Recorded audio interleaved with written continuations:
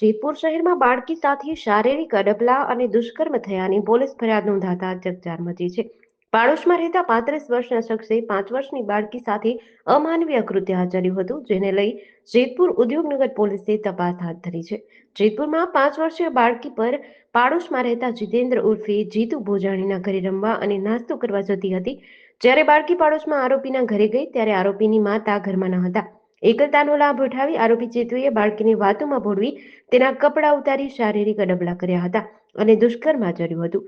બનાવ બાદ બાળકી ઘરે પરત ફરી ત્યારે તેના હાવભાવ બદલાયેલા હતા. માતાએ પૂછપરછ કરતા બાળકીએ પોતાની સાથે બનેલી ઘટનાની જાણ કરી હતી. આ સાંભળીને પરિવારજનોએ તાત્કાલિક બાળકીને હોસ્પિટલ ખસેડી હતી અને ત્યારબાદ પોલીસનો સંપર્ક કર્યો હતો. ઘટનાની જાણ થતાં જેતપુર ઉદ્યોગનગર પોલીસ સક્રિય થઈ હતી. પોલીસે આરોપી જીતુ ભોજાણીને ઝડપી પાડ્યો હતો. પોલીસ તપાસમાં સામે આવ્યું છે કે આરોપી અપરિણિત છે. પોલીસે આરોપી સામે દુષ્કર્મ અને પોક્સો એક્ટની વિવિધ કલમો હેઠળ ગુનો નોંધ્યો છે. બાળકી સાથે શારીરિક અડપલા કરી અને દુષ્કર્મ થયાની ફરિયાદ નોંધવામાં આવી છે, જેમાં આરોપી જીતુ દેવજી ભોજાણી કે જે પીડિતાના પાડોશમાં રહે છે અને અવારનવાર તેમના ઘરે જતો અને પીડિતાને પણ રમવા બોલાવતો. આરોપી શારીરિક અડપલા કરતો હોય જેની જાણ પીડિતાની માતાને થતા તાત્કાલિક પોલીસ ફરિયાદ કરી હતી. ત્યારે આ મામલે હાલ પોલીસે વધુ તપાસ હાથ ધરી છે.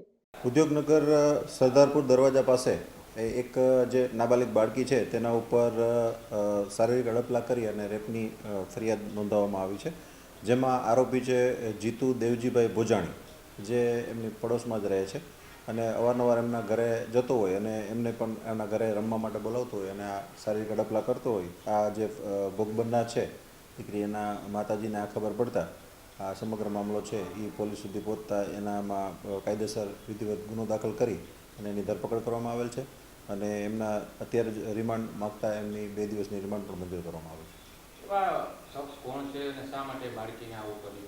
શખ્સ છે એમનું નામ મેં અગાઉ કીધું એમ જીતુ દેવજીભાઈ ભોજાણી છે. એ મજૂરી કરે છે અને 35 વર્ષની ઉંમર છે એમની, અને એ બાળકી નાની ઉંમરની છે અને એમને બોલાવીને આમ માનસિક રીતે થોડો પેલો લાગે છે એટલે એના આધારે એ બોલાવીને એને શારીરિક અડપલા કરતો હતો.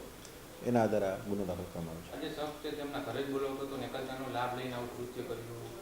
હા, એમને રમવા માટે બોલાવતો હતો અને નાસ્તો આપવા માટે બોલાવતો હતો અને જ્યારે છોકરી રમતી હોય ત્યારે ઘણીવાર એના ઘરે જવાની ટ્રાય કરતો હતો.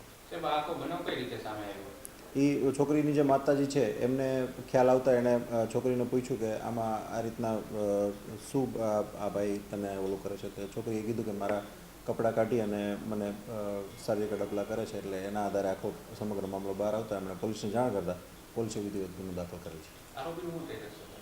આરોપી હસ્તગત થઈ ગયેલ છે અને એની રિમાન્ડ લેતા હાલ 2 દિવસની રિમાન્ડ પણ કોર્ટે મંજૂર કરેલ છે. જેડીસી ન્યૂઝ સાથે સુરેશ ભાલિયા, જેતપુર.